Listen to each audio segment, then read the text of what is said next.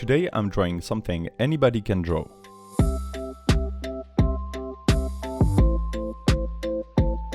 Well, hello there, I'm Détroit. Today we're drawing in Procreate on iPad. Maybe it's just my own experience, but I feel like I've seen illustrations of cute cartoony mountains 1,000 times. Mountains that look like they are made of candy. This is what I'm going to draw, and I'm sure you can draw that too. I'll take you along the process, as well as why I chose to draw this today. There is something I've been wondering for a while. I want to know how much impact a classic drawing, instead of a wacky prompt like I usually pick, would have on this YouTube channel. For more context, I prefer drawing things that are 100% original, like a shrimp woman, a two-headed portrait, or a fleshy bus. These drawings are things you don't see too often. But is that the best strategy in terms of YouTube performance?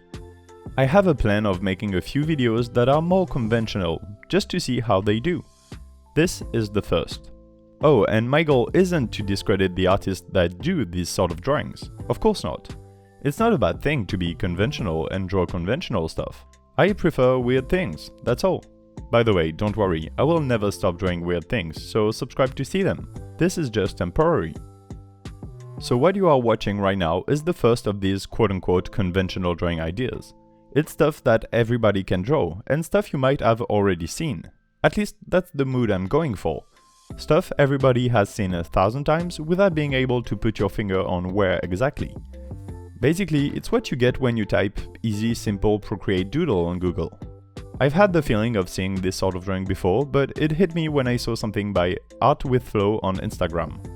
This is the picture I'm referencing today. You can see this video as me trying to emulate that picture the best I can, but the idea originally came from this account. Let's decompose the drawing process so that you too can draw the exact same picture.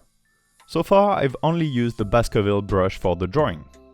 On different layers, I've made every part of it, foreground, background, and everything in between. The Baskerville brush is so nice it almost feels like cheating. It automatically corrects the trajectory of the brush stroke to make it smooth. I did the outline of the mountains with it and just dropped the color inside the closed shape to color it effortlessly. For the colors, I used a nice candy-looking pastel palette. I'm sure you can find pre-made palettes or swatches on the internet. To add snow to the various mountain peaks, I used clipping mask on each layer and used the same brush in white to draw the outline of the snow and then fill in the shapes. Eventually, I will need to separate the snow from the clipping mask. For that, what I did is select the shape of the mountain and erase whatever was outside of said shape on the layer that has the snow. You know what? Besides the lack of buildings, this drawing and the round mountains make me think of Wano in the manga One Piece. I don't know, do you see what I mean? I just thought of it. All in all, this drawing is easy to do. There are some tiny things I could tell you to help you with the process though. The first thing is layer style. Just like my workflow in Photoshop, I will be using mostly one layer style here, and that is the multiply layer. I use it whenever I do some shading, so adding shadows. I pick a tone that's similar to the mountain I want to shade, then go a bit darker. Then I will paint the shadow area in, always using the same brush. Then I switch the layer from normal to multiply, and then lower the opacity until it's looking good. Quick tip for shadows for beginners, pick one side and stick to it. All the light will be coming from the same place, and the shadows will be oriented similarly. Here, the illustration is simple, so we won't worry about one mountain being in the shadow of another mountain and the likes. After making the shadow, let's work on the texture.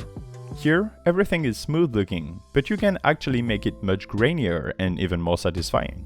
For that, I'm using a custom brush that I made, but there are hundreds you can find for free on the internet, or even fiddling with just the Procreate settings. There are much better tutorials for that on YouTube, so pause the video, find how to make the brush, and then come back. So now you have the right texture brush. For this sort of texture work, you want the opacity to be low. Just like the shadows, you will turn the layer to multiply and lower it, but it's important for the texture to not show too much. Basically, turn the opacity to the point you don't really see the texture with the naked eye, but if you turn the layer on and off, you can still see the impact. What this texture does in effect is gradient the colors, but in a much more natural way, less artificial and quote-unquote perfect. That's what makes it nice. I also used the same texture to add some highlights, so making the side opposite the shadow a little lighter. Finally, to add more substance to the drawing without crowding it more, let's add random patterns. Once more, that will be a multiply layer with low opacity. The patterns are not that important, so they shouldn't pop out too much. Quick tip, since the mountains are round, make your pattern slightly curved as it curves around the mountain. That is basically it. That's how to paint this pretty picture. Again, this is really easy to do in execution, but you still need to know the general principles of how the layers work. More than that, you need to know how to navigate Procreate. I guess I could do a video about it, but honestly, most of what I learned on the subject I got from much better tutorials out there.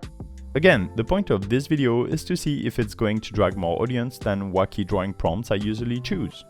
I have more ideas for things everybody draws for future episodes, like drawing a potion/vial, or an isometric room, but if you want to suggest something, please don't hesitate to leave a comment.